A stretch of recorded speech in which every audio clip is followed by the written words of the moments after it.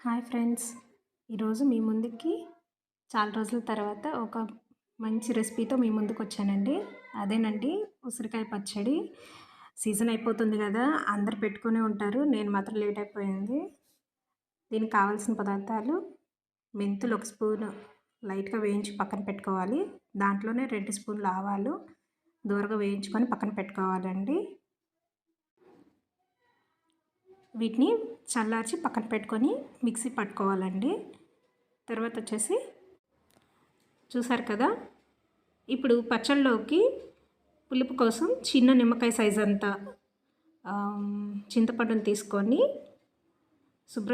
ఇది కొత్త చింతపండుని తీసుకోండి, పచ్చళ్ళలోకి బాగుంటుంది.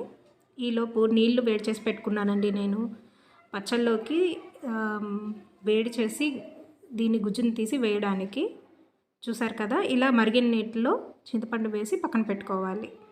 ఇది 2 నిమిషాలు ఉడికించి పక్కన పెట్టుకొని దాని గుజ్జును తీసి పక్కన పెట్టుకోవాలి.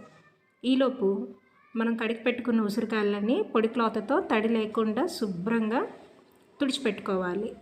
ఎందుకంటే పచ్చళ్ళు పెట్టుకునేటువంటి ఏ కాయలైనా సరే అండి, తడి ఉండకూడదు. మళ్ళీ పచ్చడి మనకి నిలువ ఉండదండి. అందుకని ఖచ్చితంగా ఒకసారి తుడిచి పక్కన పెట్టుకోవాలి. చూసారు కదా, ఈ విధంగా. ఈలోపు బాండీలో నూనె పెట్టుకొని డీప్ ఫ్రైకి సరిపడినంత వేసుకొని చిన్న మంటలో వీటన్నిటిని ఫ్రై చేసుకోవాలండి.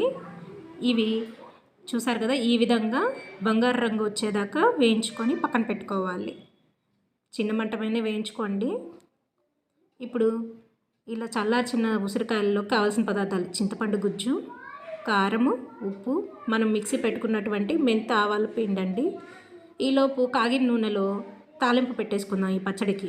ఆవాలు, జీలకర్ర, ఎండుమిరపకాయలు, ఉంటే ఇంగువ కూడా వేసుకోండి. నా దగ్గర ప్రస్తుతానికి లేదు. ఇంతేనండి, సింపుల్. ఇప్పుడు కారం, తర్వాత ఉప్పు, తర్వాత మెంతిపిండి, ఆవు పిండి, ఈ మూడింటిని బాగా మిక్స్ చేసుకోవాలండి, ఎటువంటి లంప్స్ లేకుండా. దీంట్లోకి చిన్నులపాయలు వేసుకోవాలి. దీనిలోనే తీసి పెట్టుకున్నటువంటి చింతపండు గుజ్జును కూడా వేసి కలిపి మొత్తాన్ని ఇలా మిశ్రమంగా చేసుకోవాలి.